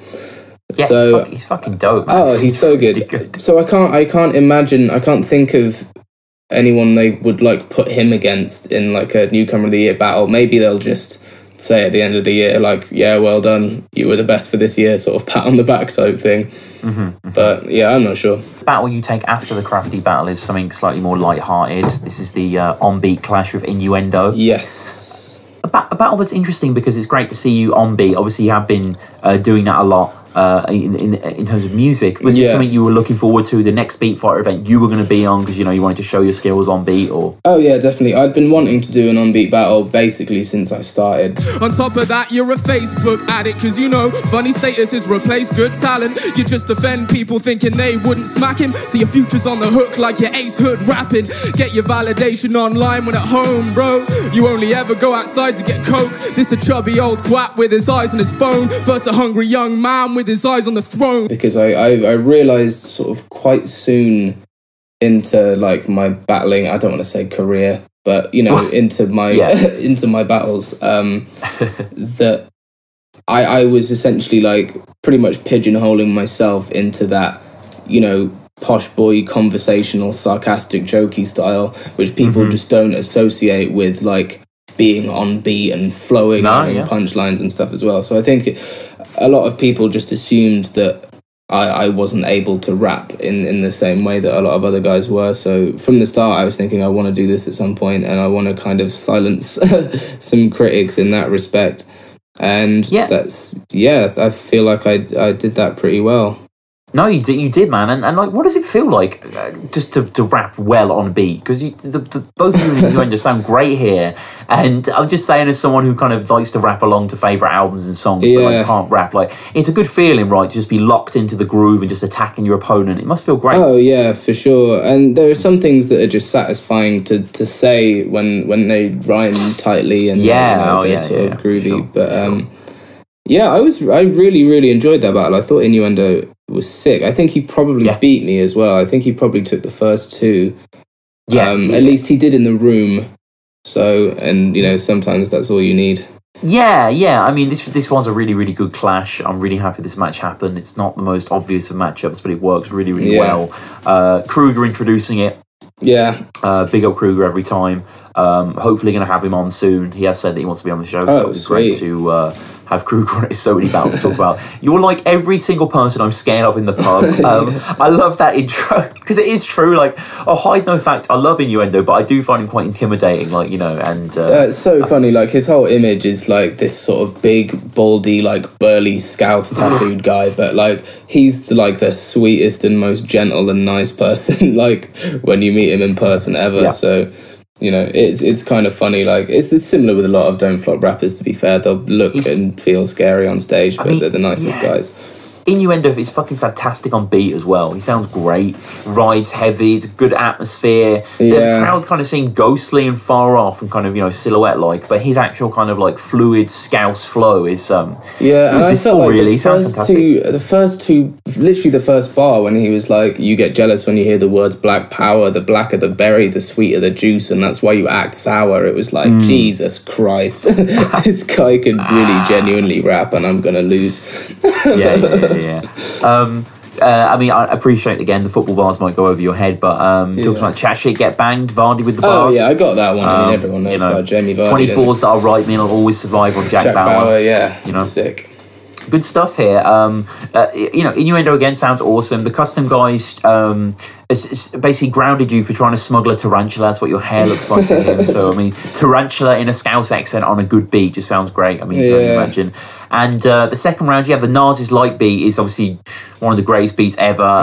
Unbelievably fun, kind of like built for YouTube versus that kind of beat, you know, in the comments. And talking about kind of Innuendo's, Facebook addict is the funny statuses that replace good talent. If your quests love, better take new routes. Nice, good stuff here. Was it easier to rehearse this sort of stuff on beat because you just kind of effectively learn three verses? So much easier. Like, I memorized this in a day pretty much, because when it's on beat, it feels just more fluid and more natural, and it's like you don't have to at all rehearse like comedic timing or pauses or like how you're going to move or how you're going to look at the crowd, and you don't even have to consider like, oh, is there going to be a big reaction there, because like if you get a reaction then they just wheel it up and you start again. Like the actual rehearsal process is like dead like so much easier for on beat battles than it is a cappella, which is good because it sort of made it easier for me to focus on just the content and the flow and stuff. And who do you rate in the league, on beat wise? Like, I mean, an on beat tournament, would you enter to that? 100%. They've been talking about doing a tournament for an on beat title, which they need to do that. There's so many good people who could go in. I'd be so desperate to get in on that. But I mean, Dialect is incredible on beat. Bamalam, sick, obviously. Natural, he hasn't been around for a while, but he's he's great. I think Dots is alright as well. He's not Dots as punchliney, but like his flow is so good. There are loads of really, really, really great on beat battlers. Bobby obviously as well. The grime clashes as well, but I guess it's a slightly different lane in a grime clash than it is like a hip hop on beat. Because grime is always so much more about like energy and vibe than it is about actually like directly dissing your opponent. So it is like a slightly different. I think if they were to do an on beat tournament, it would have to. I imagine it would be like there would be essentially one round of each. So it would be like 2 hip hop rhymes in a grime round, or a trap round and a grime round as well. Yeah, which is fucking hard to be that diverse as well. So it'd be interesting to see how people adapt.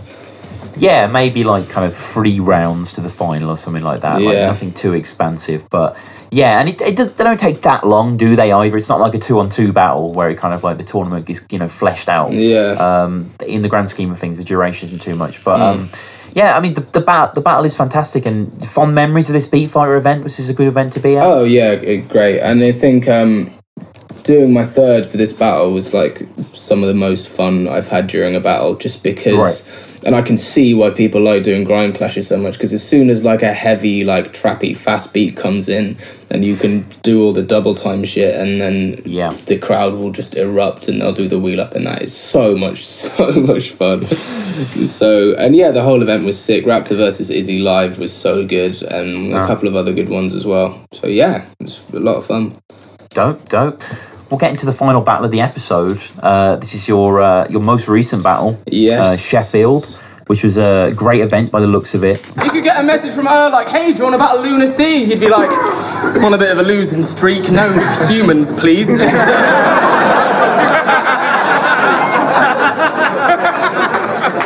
Just put me on stage and I'll spit a brutal scheme against a tube of sweets. That way I'll never fucking lose in 3.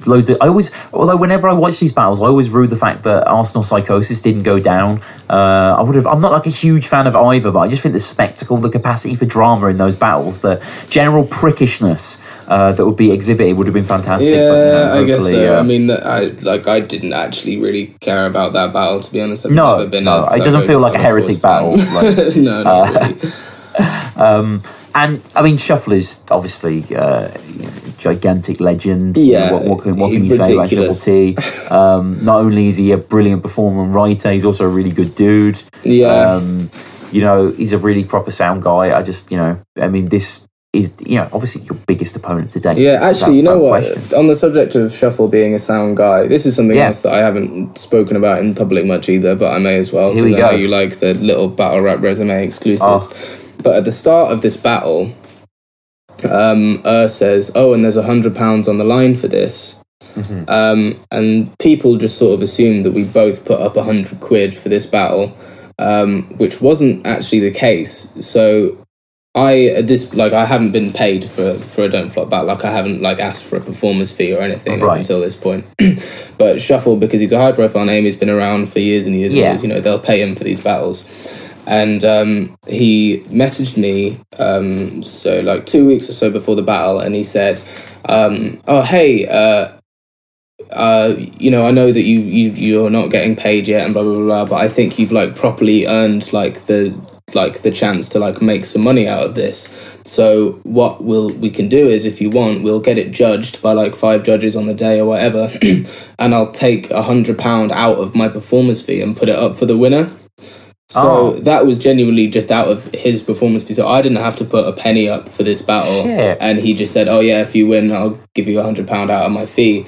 And then even when I lost, he still gave me 50 quid out of it. Shit. So yeah, he's a genuinely like wonderful human being. I thought that would, because obviously like he just really didn't need to do that, and it was like just proper nice of him. So yeah, that's lovely. Yeah, he's the best. I mean, I would love to have him on the show, and need to get in contact with him soon. But yeah, he's such a great guy, and I've mentioned it on a past episode before, but I remember when I had my tryout rapping at Park, and he just came up and chatted to me. You know, didn't know me from anyone, and really nice guy, and just so friendly, so welcoming to fans, and great ambassador for the league. Like, I remember 100%. As well when, I mean, there was some battle going down, and there was lots of litter, you know, everyone had left beer cans and whatever around on the park, and the police had already came. And I remember Shuffle and a few others, but it was Shuffle that I remember going around and picking stuff up and putting it in bins. I was just like, what a guy. I was just like, you know, when I saw him do that, I was just like, that's a really, really great guy. But obviously you have to be nasty to him.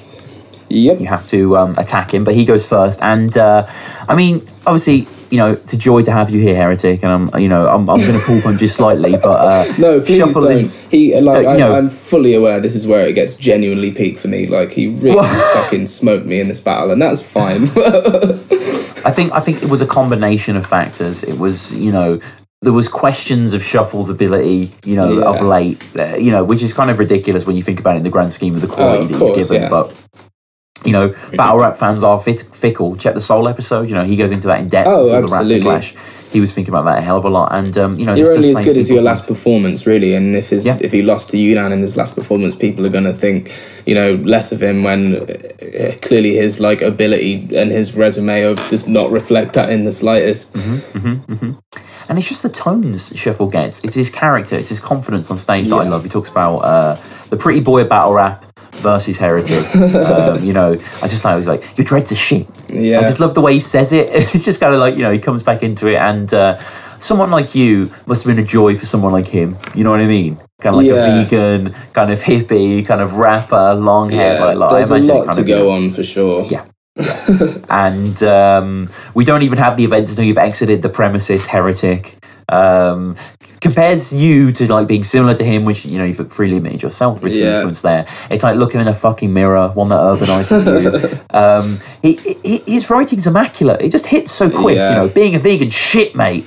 And, you know, he endeavours himself to personal anecdote, revealing that he was one for 9 months, but now he remembers the pleasures of a light lunch. Yeah, you know what? Here's some more inside information for you. Please. I was like chatting to because he came up to me at training days or something, and he was like, "Oh, you're vegan, blah blah blah blah blah," and so we were chatting because this is when he started being vegan, and following this, like a month later, we ended up with a group chat with Ogmios, and the three of us. And this was like Ogmios' idea to form a crew called the Vegan Bad Boys.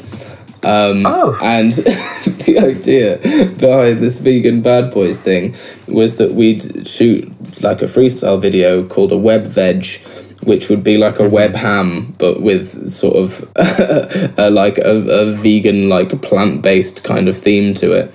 And we genuinely started writing and like exchanging multis and stuff in this like group chat, and obviously like it never came to fruition. And as soon as like Shuffle did this first round, I like tweeted Ogmios, and I was like, so, you know, someone snaked the Vegan Bad Boys, this is not okay. And it's just one of those fucking stupid little behind the scenes don't flop things. That's what we're here for, man. Yeah, I on that stuff. And this is just terrific stuff. Get the death stare as he squeezes his hummus fried wrap. Every breadstick dunked is a fucking knife into the guy's back. Love that. Yeah. And so now I'm walking on eggshells, and he doesn't like that. It's so good. Oh my god, it's tethered together so well. it's just punch after punch after punch, and it's just really funnily done. And like people know you now. Like you wouldn't get this name if people didn't know you. People like you. You are, you know, a big star. Like I said, I didn't say Wonder Kid that ironically at the start. Really, I mean, you are that kind of the young hope of Don't Flop in many ways. And not even Lisa Simpson went to veganism. You know what rhymes with veganism? Ooh, look at me, I'm different. Yeah, now, I mean, something like that is just gonna, you know, it's gonna level a room. A line like that. Completely, yeah. And it was funny as well because I felt like I was long overdue. Someone basically doing a whole round on veganism because no one had really done it yet. And for a long time, I was thinking, oh, I'm just gonna hear like the same sort of jokes that I hear from my friends all the time. And to some extent, I did. In that round, like I'd heard those kind of sentiments and those kind of jibes before, but the way he strung them together was just so creative and just so like fresh that I just couldn't help but be like, yeah, man, that was really fucking good. Yeah, no, I completely agree. Yeah, because it's like you're a vegan, he's mocking you for it. He's not coming up with any original angle that's going to convince anyone. It's just kind of quality stuff, like original ideas. He mentions Cowspiracy, which I found out about from the Joe Rogan Experience, actually. Yes, go watch Cowspiracy, everyone listening. Okay, I highly recommend. There we go, of course. Arrogant Prissy, backpacking through Chile to Panama City. Just, you know, these multis that Shuffle can reel off want at will. Lots of just kind of, you know, a really funny joke as well that reminded me a lot of, this is kind of an obscure reference, but I don't know if you ever Maddox. He's kind of like an early internet comedy guy from the early 2000s. He's kind of like some cult guy. Kind of Che Guevara of an eye patch was like his logo, but he's kind of around still. But he had a joke very similar. I'm not accusing Shuffle of plagiarising in any way of the sense of the term, but it's very similar to, for every day that you don't consume cheese, I'm going to consume twice as much. Maybe for meat, but that's a hilarious line as well. I don't know if anyone remembers Maddox there, but you'll never win. Still be fun though, and a cheeky smile at the end, which plays testament. Now that you've mentioned that little, like the gift of the wager at the start, it just makes it even the more heartwarming. Oh, completely. And it was like he sort of lulled me into a false sense of security to some extent, because when we got there and I just said hi to him and we were just chilling before the battle, he said to me like, oh, I imagine you'll win this. He was like, oh, my second round is literally the stupidest thing I've ever written. I haven't really written anything direct. I haven't really written to win. So that kind of like gave me like an extra bit of confidence going into it. And to be fair, what he said about not writing to win was true, because he wasn't going in for a breakdown, but because he was so entertaining and so creative with anything, like I think he basically wrote to be funny and ended up like completely smashing it by accident to some extent. It was something you see often in battle rap. You see it with, say, Prep versus Chiller as well, where the crowd just want you to be good. And if you are good, they are going to rock with you. Exactly. And his second is just built on the momentum of the first. But, you know, you what were you thinking when he was doing his first, which is such a triumphantly good round? Like, were you just this kind of like this, you know, the bystander watching Godzilla wreck through the city? Like, what can you do? Like, you know, I don't know. I was still, I don't know. So the first round I was thinking, okay, so Shuffle is like definitely on good form here. But I was still like really happy with my first. Like I thought my first was good. So I didn't feel like, hearing that first round, I didn't feel like, oh man, I'm getting completely zipped, I'm getting completely killed, because I felt like coming back with the first, I had like enough nice like angles and quotables and jokes and stuff that, you know, that would be not like a debatable round, but close enough that I would still come out of it looking pretty good. But then I just lost that confidence as like the second round came along. The first is really funny. The angles you go for are really good. You talk about how he battled shoes, sticks, cans of Fanta. You know, you've beaten less rappers than you have inanimate objects. Talking about offering in battles, a bit of a losing streak. No humans, please. Really, really like that. And the fact that he battled that. I actually saw that battle live when he battled that person at his 7th birthday. I met that guy in the toilet as well. Like, he was a really, really, really big fan. He's a really, really cool guy, and he was just excited to see all the battlers there. Yeah. Oh my god. Yeah. I mean, check that video out. As you say, it's the most disliked video, but I mean, it's more from people not really understanding it. Exactly. I thought it was funny. Like I did enjoy it. And then, you know, put a hole in his cap top like a BRR pen because Adam plays the weak villain like Kylo Ren. Yeah. This was this sort of like, I mean, what was your game plan for Shuffle? I mean, you can't out sarcastic him. You can't really out clown him. Like, what were you going to do against this force? I don't know. It was like, because going into it, I wasn't thinking like, oh yeah, I'm going to just cleanly beat him and that'll be fine. I was just thinking, okay, what's funny that people haven't necessarily said about him before, or what angles can I rehash that, you know, in sort of a more interesting way? I think like the third round was like the big angle that I thought I had that was really good, but I'd like lost the momentum and I'd lost the room by the third round anyway. But like, I don't know, I didn't really have a game plan. I was just hoping that I felt like there were a couple of outcomes that could come, because it was like, I think if the Shuffle that battled Yunnan had battled me, then it would have been a much closer battle, and like I might have even been able to take it. So it was very hard for me to judge like what sort of form he was coming in. So I just wrote as best as I could, sort of half hoping that he would be beatable, but then also still with the idea that if he comes on really, really good top form, then that'll be fine, because I've still got like some of my best material yet, and it'll be great to watch back because everyone likes a good Shuffle performance, basically. Oh man. Yeah, and this second is one of his best. A long stream of consciousness about him bumping into someone who wants to know when the next Heretic battle is. No, or you know, in Shuffle, can't remember who Heretic is. It's a bloke. Oh, you mean Liv Winter, and that kind of thing.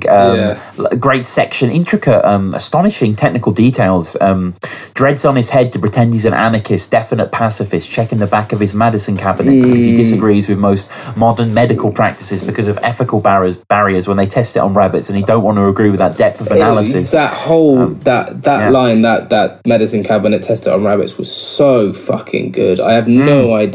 Then he did a whole round on the same multi as well, and all of it was relevant, all of it tied together, and it's too much. Like, I don't know how he comes out with that shit. It's ridiculous. Yeah, he's incredibly intelligent, and this is a brilliant round from him. You know, he basically goes meta with the whole thing, talking about kind of, you know, you realise this is rhyming. I might actually end up using this conversation verbatim, kind of thing, and delivers. And then the fact that the guy at the end doesn't recognise who he is, thinks he's Marlowe. Just a really nice kind of way of tying a really clever kind of old school sketch comedy kind of route there. And I mean, this battle as a whole, obviously you do kind of, you know, get a little bloodied off it, but you hold your own. You don't get bodied though. Like, you know, it's not embarrassing for you at all. It's great showing for you. Yeah, and I think, like, on the day I felt like, oh shit, I just got completely killed. But then, you know, when sort of the smoke clears a little bit and, you know, I kind of look back on it, I am, like, genuinely happy with how the battle went. Like, yeah, I mean, other things, it's a draw. So, well, he didn't actually. I think that was just his way of saying we didn't necessarily need to judge this, but we've judged it anyway. Maybe he was just being nice to me there, but I think like the loss was definitely clear. But like you know, if I'm going to lose to anyone, it's going to be a fully on form Shuffle T. No, for sure. And he comes out with the 5W, the 5-0. Yeah. Dan Schrader gives it to Shuff 3-0. York's shout out York's, good friend of the show. Yeah. Gives it to you 2-1. Gives it to Shuffle 2-1 review with the third. Innuendo love Shuffle. Tony, the multi-ting of the second direct quote. Tony loves that. And Locksmith also goes with Shuffle there. So this is I mean, a tall town. What's next? I mean, is Sunburn 3 happening? Some big event? Yeah, I hope so. We are going to see you battle more this year, yeah? Oh, yeah, definitely. I mean, I want to do, you know, 1 or 2 more a cappella battles this year. I think they're doing a big Beat Fighter event as well. I think they said they were going to do it in Reading in July, like a massive proper Beat Fighter. So hopefully an on-beat and then 1 or 2 a cappellas for the rest of this year, either at Sunburn or whatever the next big events are, just depending on, you know, because there's shitloads of rappers and they're doing less events this year, so it just depends whether they're... It does seem that way, doesn't it? Yeah, so more training days. If they're wanting to put me on one of the bigger cards, then I'll definitely be battling, but, you know, if not, I'll just take the opportunities as they come, I guess. I'm not so hungry as I was before, I guess, because when you start, and especially when you're building momentum, if you just have, you know, one battle on the extra channel and one battle on the main channel and then chill for a bit, it's very easy to just kind of fade into obscurity and for people, not to be that interested. And so as I was like still winning my battles, I was like, okay, I'm gonna keep going, just really, really hungry to like build and build and build. And now I'm in like a relatively good position, having like, come off a battle with one of the top tier guys and sort of being relatively established. Like, I feel like I can afford to just wait until something comes along, because I imagine they'll want to put me on stage again at some point this year. I hope so, at least. Yeah, no, of course they will, man. You're very popular. I mean, is there any view in time to a title shot, or is that not you? I'm not thinking about the title at all. Like, there are so many people who are better than me, who deserve the title shot more than I do. Right. And I don't think it's even something that I want, to be honest. Like, my sort of goal isn't to be, like Mr. UK battle rap. I'm happy to be part of the scene, and I want to be good, and I want to be like one of the best, which hopefully I'll get to eventually if I sort of keep improving. But actually being like the champion isn't really something in my sights. But I guess never say never. Let's close up as we always do with a few quick fire questions. I know you're a fan of the show. You're aware of this segment. Yes. So your first one is favorite King of the Dot battle. At the moment it will be Disaster versus Iron Solomon. I've watched that battle so many fucking times. But other than that, like, most Pat Stay battles are up there for me. Shit. I don't really have like just one big favorite, because there are just so many of them. But certainly at the moment, like, Disaster versus Iron Solomon is my favorite. No, good choice. And do you have a favourite or one URL battle at the moment that you're really enjoying? As you can imagine, I don't really watch URL that much. Yeah. I watch the occasional battle, but I suppose my problem with URL is that every battle is like an hour long, and I cannot be asked to sit through an hour of rapping. So I generally just watch like rounds at a time. Obviously, like Lux versus Calico is a big one. But I think the one that I really, really enjoyed was Hollow versus Clips, just because Hollow's first round is it's brilliant, isn't it? Absolutely, it's expertly blistering. And that's probably like my favourite round that I've seen on URL. Admittedly, I haven't seen that many URL rounds, but have you seen JC Chiller? I have not. Oh man, yeah. Okay, check out that. I'll watch it just for you, Tom. I'll watch JC. Oh my god, thank you, Heretic. And your favourite film? My favourite film of like all time would be The Lion King, for sure. Oh, what? Okay, fair enough, man. But recently I've watched American History X again a couple of weeks ago, and that's a ridiculously good film as well. Yeah. Two very different films on my well, they're both about the rule of the jungle, man. Yeah, for sure. And finally, your favourite band or artist that aren't hip hop related? Bob Marley, surely. I think. Yeah. Fair enough, man. Like my whole like childhood and identity and like philosophy was like born from just listening to like reggae and all that hippie positivity stuff. So yeah, he's just so much things incredible to say, man. He's wonderful. Exodus, that album Exodus is ridiculous. Probably my favorite album of all time is Exodus by Bob Marley. It's just so fucking good. No, man. Yeah, you couldn't put better, really. That's a great choice. So, how do people get in contact? Your music, your Twitter, what are those? Yeah, so my Twitter is @HereticHR. My website is heretic-music.com. I've recently redid my website, so all of my battles, all of my music, all my contact details and stuff are all on heretic-music.com. So yeah, if you go there, you can find basically everything about me, and follow me on Twitter, obviously, as well. But yeah, that's about it, really.